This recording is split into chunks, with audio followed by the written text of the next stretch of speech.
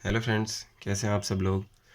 तो आज हम बात करने वाले हैं परसेंटेज टॉपिक के बारे में, जो कि आज का हमारा टॉपिक रहेगा प्राइस और क्वांटिटी के ऊपर। तो आज जिस तरह आप सामने देख सकते हैं कि हमने यहाँ पे ये राइट डाउन कर दिया है समझने के लिए। तो ये प्राइस और क्वांटिटी का रेशियो इस तरह से होता है, अगर कोई भी चीज़ है उसका प्राइस अगर इंक्रीज़ होगा तो उसकी क्वांटिटी डिक्रीज़ होती है। मतलब प्राइस और क्वांटिटी दोनों एक एक दूसरे के रेसिप्रोकल होते हैं। अगर कीमत बढ़ी तो मात्रा घटेगी और अगर मात्रा बढ़ी तो कीमत बढ़ेगी। ठीक है। When the price is increase, जब प्राइस बढ़ेगा, then the quantity automatically decrease. अगर प्राइस बढ़ रहा है तो क्वांटिटी क्या होगी, डिक्रीज हो जाएगी। और हिंदी में देखें तो जब कीमत बढ़ती है तो मात्रा घट जाती है। तो इसको हम ऐसे समझ सकते हैं, जैसे मान लो अगर आप कोई चीज़ खरीदते थे पहले, वो अगर 100 रुपये की थी और अब अगर वो 120 की हो गई, लेकिन आपको खर्च सिर्फ 100 ही रुपये करना है, तो क्या करेंगे, आप कम खरीदेंगे। तो उस तरह से ये चीज़ें हैं, जैसे क्योंकि उसका प्राइस इंक्रीज़ हुआ है।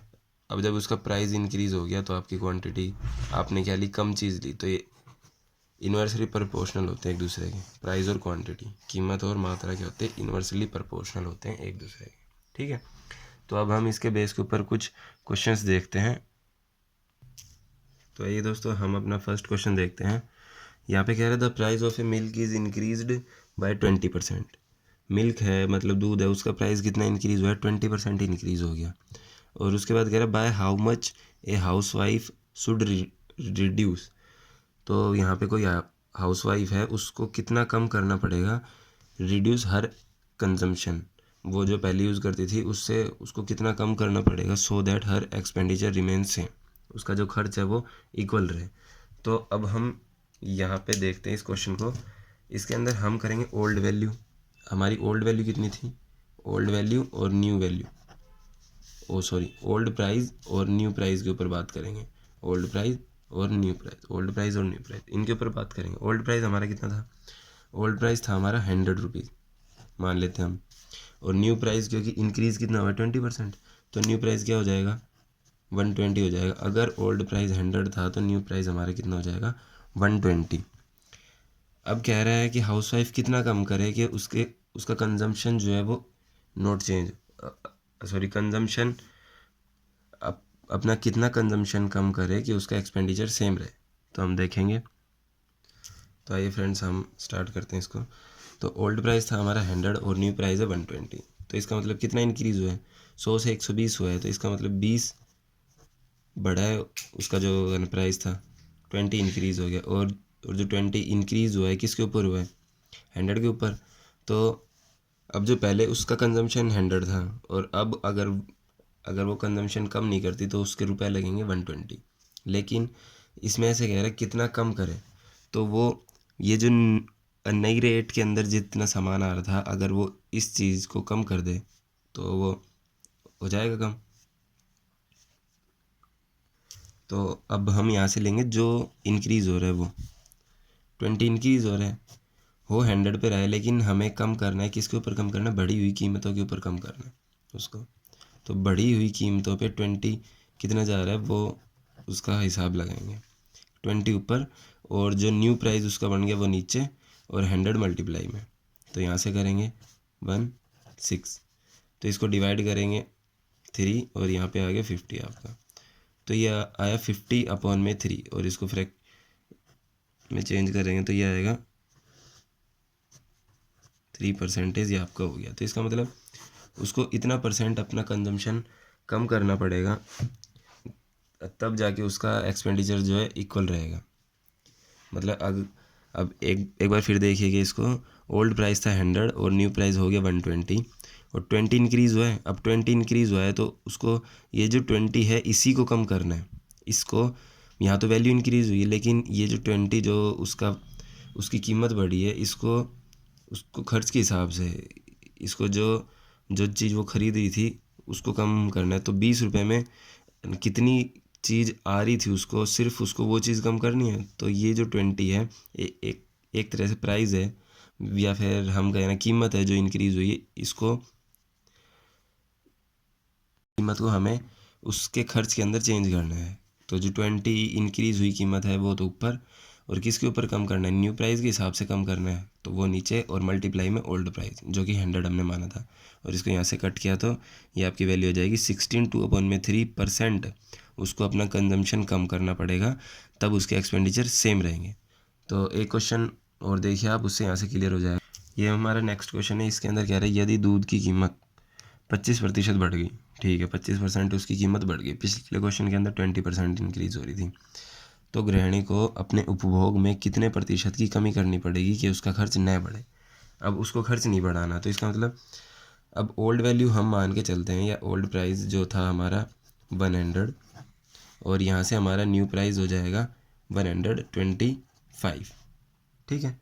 अब ओल्ड वैल्यू 100 है, न्यू वैल्यू हो गई उसकी 125, जो भी आना दूध था उसकी, तो इसका मतलब इंक्रीज़ कितना हुआ है, 25 इंक्रीज़ हुआ है, 25 इंक्रीज़ हुआ है, तो उसको कम करने, अब अपनी कंजम्पशन कम करनी है, तो वो अब 25 जो इंक्रीज़ हुआ है, अब वो 1 न्यू प्राइस है उसका क्या हिसाब पड़ता है, तो 125 जो न्यू प्राइस था उसको नीचे रखेंगे और ओल्ड प्राइस से मल्टीप्लाई कर देंगे, तो ये यहाँ से आ जाएगा 5 और यहाँ से हो गया 20।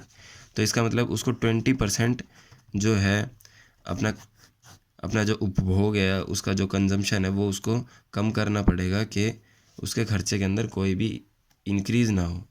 अभी पहले जितना रुपया खर्च कर रही थी वो उतना ही रुपया खर्च करती रहे, तो उसके लिए उसको अपने 20% दूध लेना कम करना पड़ेगा उसको। देखते हैं नेक्स्ट क्वेश्चन इसका। अभी हमने इस क्वेश्चन को शॉर्ट में लिखा है, उसी तरह से इसकी लैंग्वेज होगी, तो इसलिए हमने शॉर्ट में लिख दिया इसको। यहाँ पे कह रहा है प्राइस इंक्रीज़ हुआ है 20% और उसका एक्सपेंडिचर इंक्रीज़ हो रहा है 10%, तो बताओ उसने अपनी कंजम्पशन कितनी कम की है। अब देखो पिछले क्वेश्चंस के अंदर उसका एक्सपेंडिचर बिल्कुल भी इंक्रीज़ नहीं हो रहा था, एक्सपेंडिचर उतना ही था।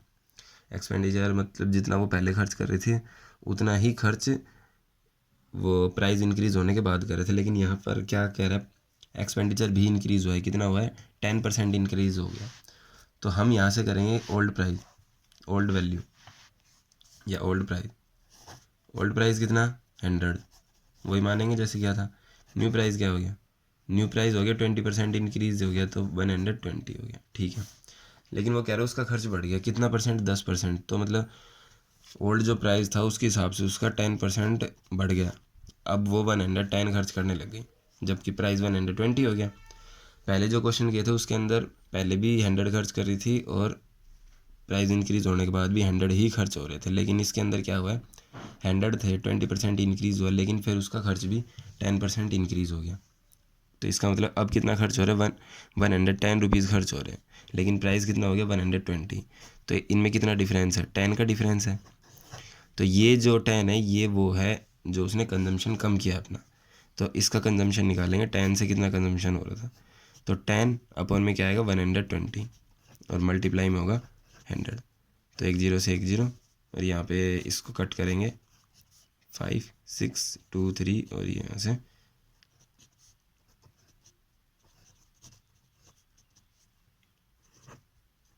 1/3 आपका ये आंसर आएगा। तो इसका मतलब उसको इतना कंजम्पशन कम करना होगा जब उसका एक्सपेंडिचर सिर्फ 10% बढ़ेगा। तो देखिए एक क्वेश्चन और देखते हैं इसका, इसके जैसा ही, उससे और हमारी चीज़ें क्लियर होंगी। तो आइए फ्रेंड्स हम नेक्स्ट और लास्ट क्वेश्चन देखते हैं इस टाइप का हमारा। इसमें कह रहे कीमत कितनी बढ़ रही है, 25% उसकी कीमत बढ़ रही है और उसका खर्च कितना बढ़ा है, 15%। तो अब आपको बताना है कि उसका जो उपभोग था, जो उसका कंजम्पशन हो रहा था, उसके अंदर कितनी कमी करी है, क्योंकि कीमत बढ़ी है 25%। तो वही करेंगे जिस तरह से हम कर रहे थे, सेम वही प्रोसेस होगा इसका। ओल्ड प्राइस हो गया 100, न्यू प्राइस हो गया 125, क्योंकि 25% बढ़ा है तो 125 हो गया न्यू प्राइस, ठीक है। अब जो ओल्ड प्राइस 100 और न्यू प्राइस 125, इसमें कह रहे कीमत बढ़ी 25%, तो इसका मतलब ठीक है ये, और खर्च कितना बढ़ा है, 15%, तो ये हो गया 115। 100 के अंदर 15 ऐड करेंगे, ये हो गया 115। 100 पहले खर्च कर रहा था, अब कर रहा है 115। अब कितना डिफरेंस है, अब डिफरेंस है 10 का, अब 10 का डिफरेंस है इन दोनों के बीच में, तो इसका मतलब ये जो 10 है इसको हम देखेंगे इसकी वजह से कितना कंजम्पशन कम हो रहा है उसका। तो इसको देखेंगे वही होगा, जो डिफरेंस है वो ऊपर और सॉरी यहाँ पे न्यू वैल्यू आएगी नीचे, ठीक है। तो यहाँ से होगा हमारा जो डिफरेंस है वो ऊपर और न्यू वैल्यू इसके नीचे, और जितना खर्च हो रहा था वो मल्टीप्लाई बाय 100।